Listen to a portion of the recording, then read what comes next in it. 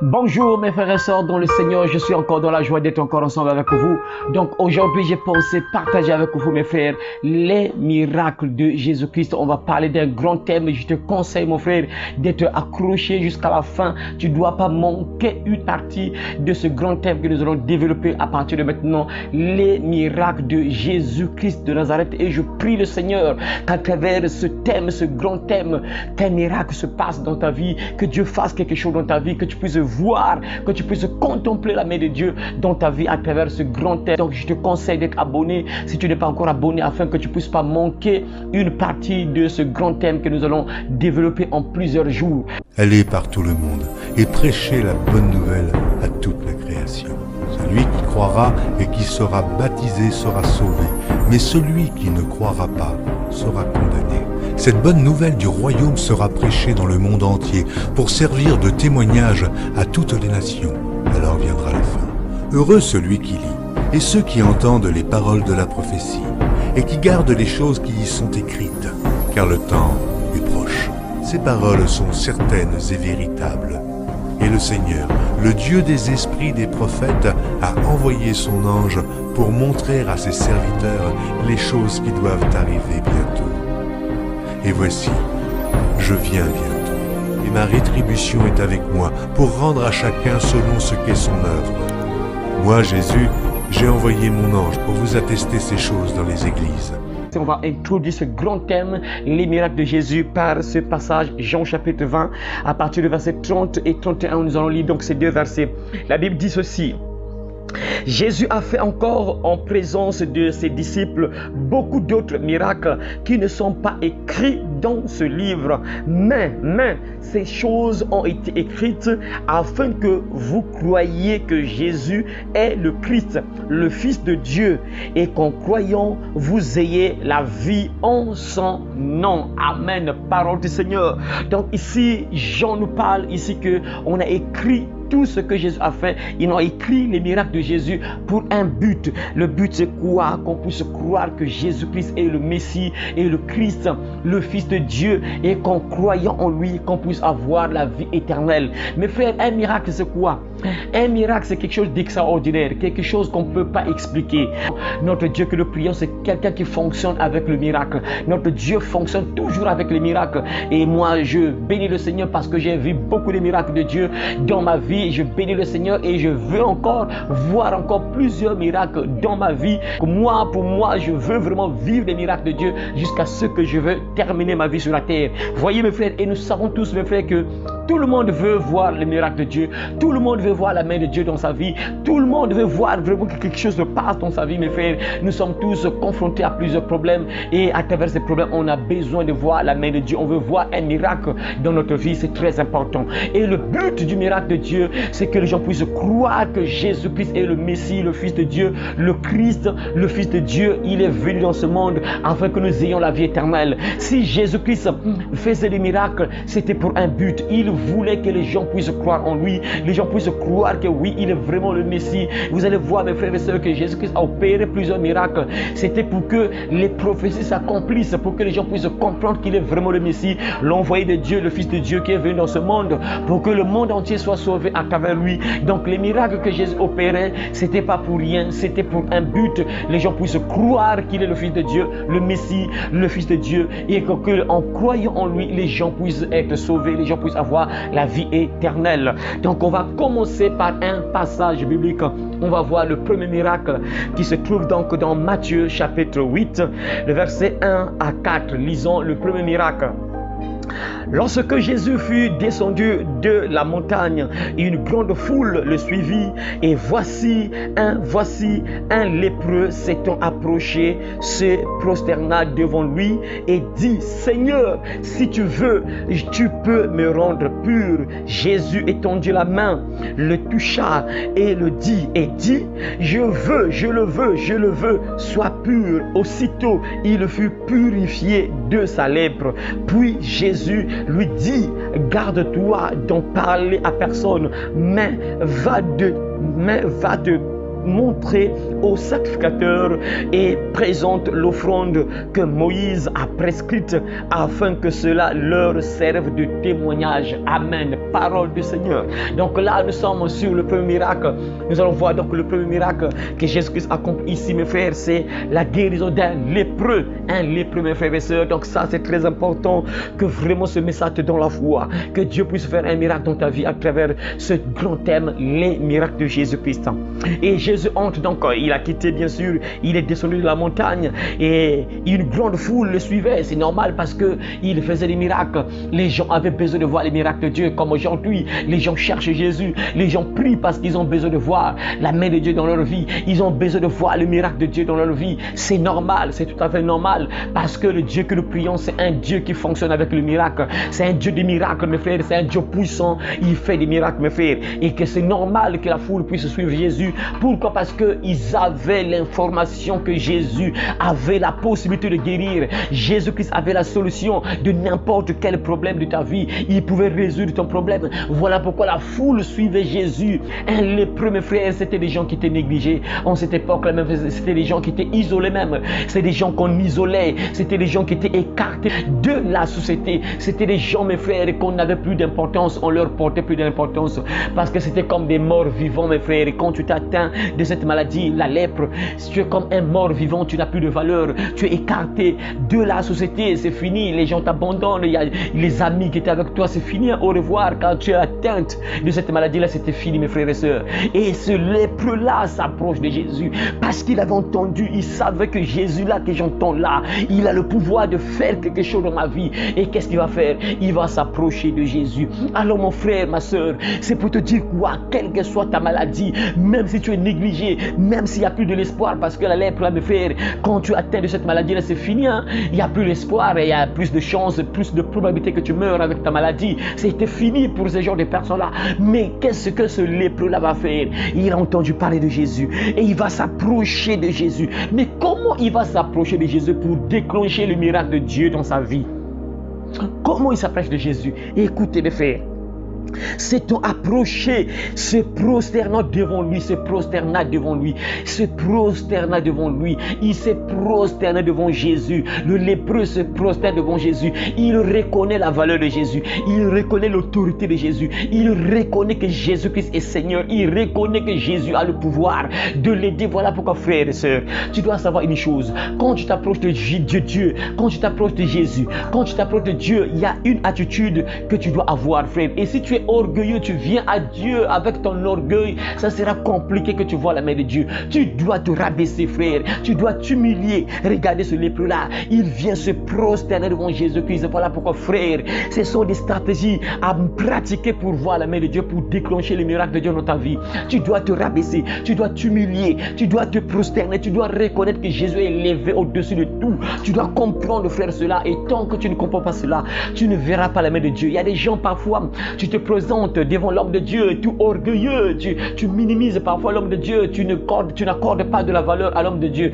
Mes frères et sœurs, il faut le savoir, mes frères, c'est vrai, les hommes de Dieu sont juste des humains, oui, c'est juste des instruments, des humains, mes frères, qui sont importants, très importants. Et si tu ne valorises pas cet instrument-là, si tu te dis que non, c'est juste une personne, c'est juste un frère, c'est juste une personne comme ça, tant que tu n'accordes pas de la valeur, de l'importance à cette personne, ça sera compliqué que tu vois la main de Dieu, parce que nombreux ne voient pas la main de Dieu parce qu'ils sont orgueilleux.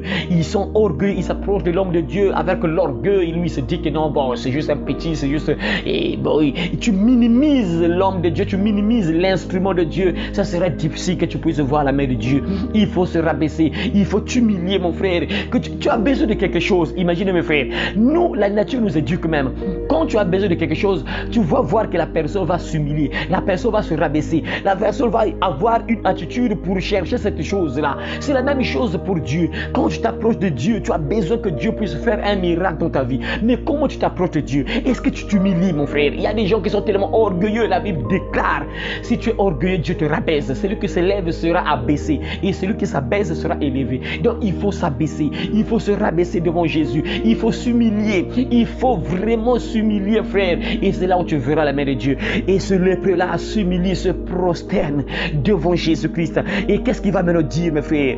Il dit ceci: Seigneur, Seigneur. Il reconnaît l'autorité de Jésus, Seigneur. Il reconnaît que Jésus est Seigneur. Il reconnaît que Jésus-Christ est Seigneur. Il est élevé, il est au-dessus de toutes choses. Seigneur, si tu veux, tu peux me rendre pur. Si tu veux, tu peux me rendre pur. Vous voyez, mes frères, donc, il savait que Jésus-Christ peut faire quelque chose dans sa vie. Il savait que Jésus peut résoudre son problème. Voilà pourquoi il dit: Seigneur, si tu veux, tu peux me rendre pur. Mes frères, c'est incroyable. Ça, c'est très important. Regardez l'attitude que cet homme, cette personne a. Ce lépreux-là a. Il dit: Seigneur, si tu veux, tu peux me rendre pur. Donc, il savait que Jésus peut faire quelque chose et il sera guéri. Il savait que si Jésus décide là, quelque chose va se passer. Ça, c'est très important, frère. Tu dois savoir que Jésus-Christ a l'autorité sur toutes choses. Il peut dire juste quelque chose va se passer dans ta vie. Il a les clés de ta vie. Il a les clés de ta santé. Il a les clés de ton avenir. Il a les clés de ta vie. Il peut faire quelque chose, il peut dire quelque chose et quelque chose va se passer dans ta vie. Jésus étendit la main, le toucha et dit: Je veux, sois pur. Aussitôt, il fut purifié de sa lèpre. Aussitôt, il fut purifié de sa lèpre. Jésus étendit sa main, frère. La Bible dit: Je ne mettrai pas dehors celui qui vient à moi. Quand tu viens à Jésus, tu te prosternes devant Jésus, tu t'humilies, tu t'approches de Dieu, tu t'avances de Dieu, mon frère. Il ne peut pas t'abandonner, il ne peut pas te mettre dehors. Dieu nous aime, il ne va pas te laisser comme ça, frère. Vraiment, si c'est ton temps, si c'est ton jour, si c'est ton temps, frère, tu verras la main de Dieu. Quand tu t'approches de Dieu, il ne va jamais te rejeter. Jésus ne rejette personne. Dieu ne rejette personne. Il nous aime, il est notre papa. Il ne peut pas t'abandonner, frère. Et Jésus étendit la main. Il dit que si tu veux, le lépreux, l'homme l'a dit à Jésus: Si tu veux, tu peux me rendre pur. Et Jésus étendit sa main et dit: Je veux, sois pur. Je veux, sois pur. Je veux, sois pur.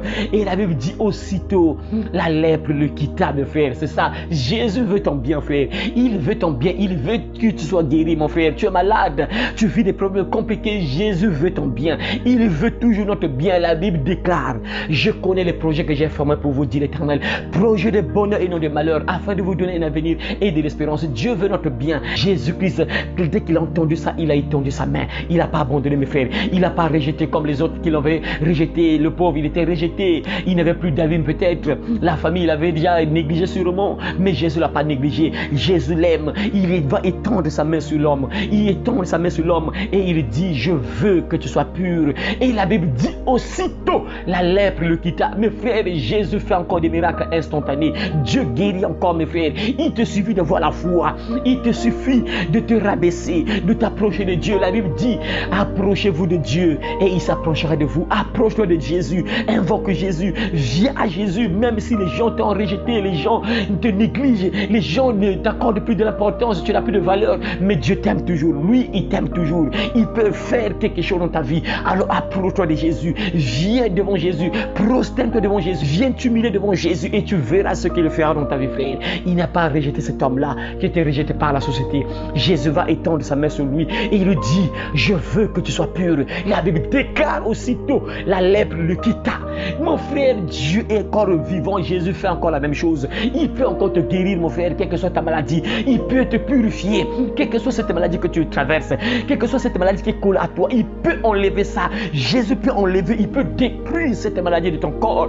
Il te suffit de croire en lui, qu'il est le Messie, qu'il est le Sauveur. Il est capable de faire un miracle dans ta vie. Il tient ta vie entre ses mains. Il peut résoudre ton problème. Il peut te guérir si tu crois sur cela, frère. Tout est possible à celui qui croit. Il peut te rendre pur. Il peut te guérir de cette maladie qui est avec toi depuis longtemps. Il peut te purifier, frère. Il peut faire un miracle dans ta vie. Instantané, bien sûr. Jésus fait encore des miracles instantanés. Ça veut dire qu'aussitôt, dis aussitôt, on prie pour toi, aussitôt la maladie quitte. C'est encore possible, mes frères, et Jésus le fait encore. Je bénis le Seigneur parce que j'ai déjà vu ça. Jésus le fait encore, mes frères et sœurs. Et la Bible dit quoi?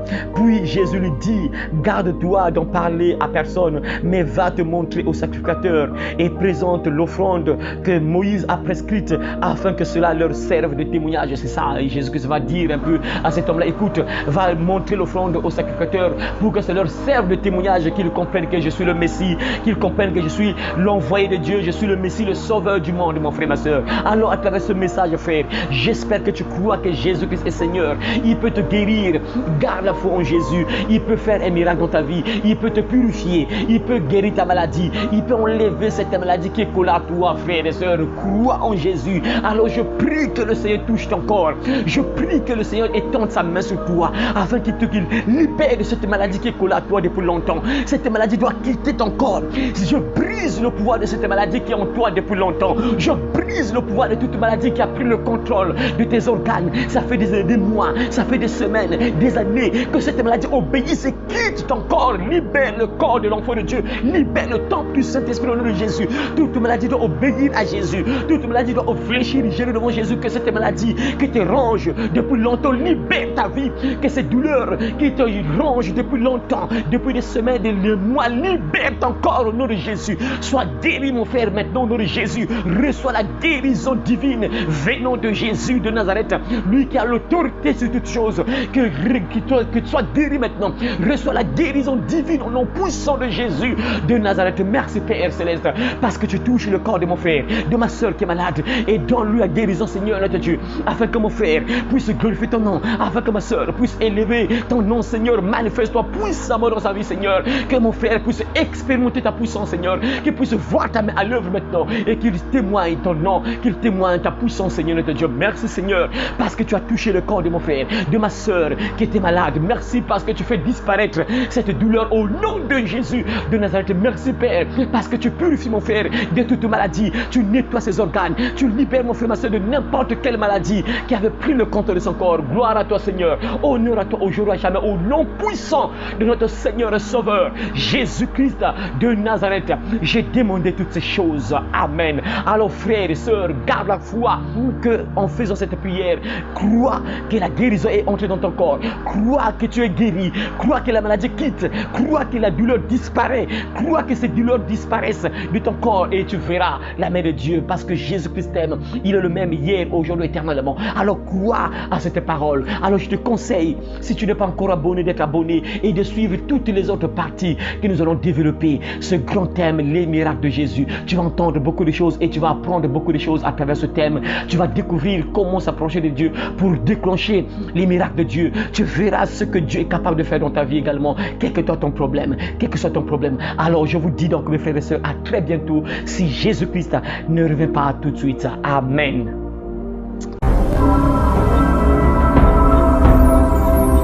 Le royaume des cieux arrive.